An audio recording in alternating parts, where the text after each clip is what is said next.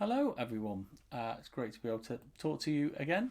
I hope you're managing and coping okay in these current weather conditions. We popped our heating on just to try and make sure that we don't get too chilly this evening, but hopefully we'll be okay. Uh, I'm going to kind of follow on from Dave's message from Tuesday morning, which was just great, wasn't it? Looking at the strength that we get from God, and I know some of you have been really blessed and helped by that. And I just want to continue with that theme, really. And I just want to use a passage in 2 Corinthians chapter 12, where it says, Paul writes this: God said to me, my grace is sufficient for you, for my power is made perfect in weakness. Therefore, Paul says, I will boast all the more gladly about my weaknesses, so that Christ's power may rest on me. That is why, for Christ's sake, I delight in weaknesses, in insults, in hardships, in persecutions, in difficulties. For when I am weak, then I am strong. So it's an amazing passage, and it's hard for us to get our heads around the idea of boasting about our weaknesses and delighting in them is completely countercultural to where we live. It's completely counterintuitive. It doesn't make any sense when the world is all about being stronger and better and improving and growing. And yet we're saying here that we'll boast gladly about our weaknesses and delight even in them. Do you think you can do that?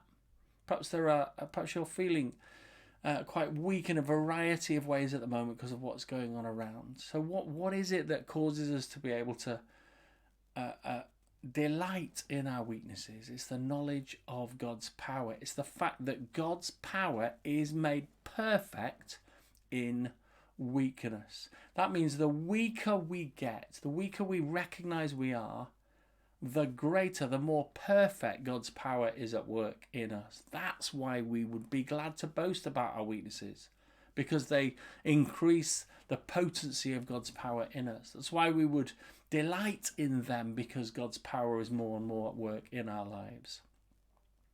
I want to read a passage from Charles Haddon Spurgeon, a really well-known Baptist leader from the past, and he writes morning and evening devotionals. We've mentioned them before. They're a huge blessing, really helpful.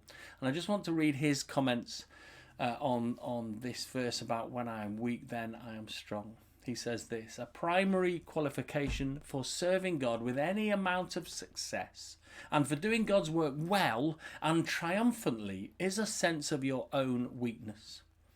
When God's warrior marches forth into battle, strong in their own might, boasting, I know that I shall conquer. My own right arm and my conquering sword shall get me the victory.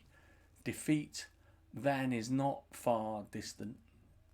Those who go forth to fight, boasting of their prowess, shall return with their banners trailing in the dust, and their armour stained with disgrace. Because God will not go forth with the one who marches in his own strength. Those who serve God must serve him in his own way and in his own strength, or he will never accept their service. That which we do unaided by divine strength, God can never own. He throws away all worldly fruit. He will only reap that corn, the seed of which was sown from heaven, watered by grace and ripened by the light of divine love.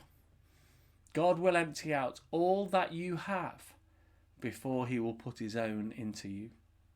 He will first clean out your granaries before he will fill them with the finest of the wheat. The river of God is full of water, but not one drop of it flows from earthly springs. God will have no strength used in his battles, but the strength which he himself imparts. Are you mourning over your own weakness? Then take courage, For there must be a consciousness of your own weakness before the Lord will give you victory. Your emptiness is but the preparation for your being filled, and your being cast down is but the making ready for your being lifted up. For God opposes the proud, but shows favour to the humble. I find that really helpful. It's spoken to me particularly at certain points in my life and in my ministry, and I recognise only too well and have known from the very beginning that I am not equipped in and of myself to do what God has called me to do. And I feel blessed to be in a role that I know is beyond me on my own, because it compels me towards God. It forces me to go to him and gain strength from him. And that's a real blessing in and of itself. 1 Peter 4 verse 11 says this: if anyone serves, they should do so with the strength God provides, so that in all things God may be praised through Jesus Christ. To him be the glory and the power forever and ever. Amen. See, the beautiful thing that happens if we serve with God's strength rather than our own is that God gets all the praise through Jesus. It's that God gets all the glory, and instead of us. It means God's name is raised up and highlighted to others. It means others see how good and mighty and powerful and great God is, and others who are also feeling weak can go and receive his power in their lives. So today, along with Paul, you can gladly boast about your weaknesses so that Christ's power may rest on you. You can delight in your weaknesses. You can delight in insults, in hardships, in persecutions, and in difficulties. And there are many, aren't there, in these days? Why? Because when you are weak, then you are strong. Because when you recognize and know that God's power is made perfect in your weakness.